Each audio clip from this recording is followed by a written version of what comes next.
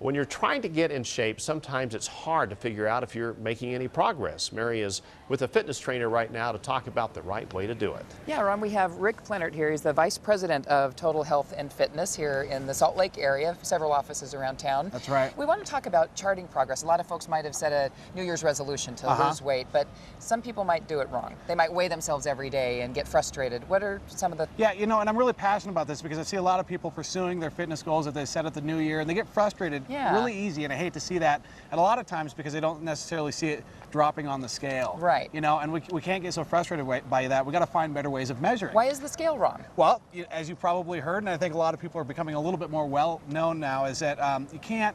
Muscle weighs more than fat. Right. So the best way to track your progress isn't always going to be by the scale. So I got to get these guys motivated and excited about what they're doing. There's going to be better ways of tracking their progress, and that's what I want to talk about. Right. I lifted weights, and I might have weighed the same, but it looks a lot different when it's muscle than when it's fat. You lose dress sizes, you lose sizes. So you notice that but you might weigh the same. That's right. You fit different in your clothes, which is the best way of testing, right? Okay. What's the best way of testing? Okay. Well, the first thing people could do from home, and this is really going to help increase their results and actually help keep them motivated, is actually get a measuring tape and start measuring that way. Now, for males, the preferred place to store body fat is going to be right at their waist. Right. So if they can take a measuring tape and measure right at the center of the belly button. The widest part. The widest part of the belly button, yeah. They need to do this consistently once a week and watch drops in that areas. That's going to be a really good way of detecting change. Now, like not the pant waist size, because that goes underneath. Absolutely, right. Okay. You're And for females, the preferred place to store body fat is going to be the waist and the hips and thighs. Right. So they need to take two measurements, one at the hip, right at the center of the hip, and another one's 12 inches above the knee, right at the thigh. Okay. Now, if they can do that around once a one week, thigh, right? Okay. Always pick the same thigh. Okay. You know, because you're going to make it the same spot. Yeah, the same spot on the same thigh, and to do that once a week. So.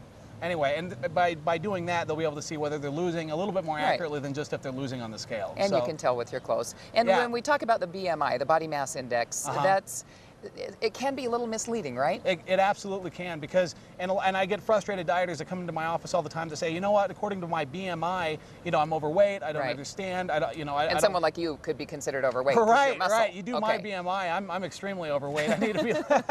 But you're not. But I'm not overweight, right, and so that's why body fat testing is a little bit more important. Well, thanks so much for this advice, Rick. We hope people can use it. And we actually have some information set up on our website. You can go to KUTV.com and click on workouts on the web, and we have a whole list of papers where you can track your progress. You can print them out and use them at home. So we'll take a quick break and be right back.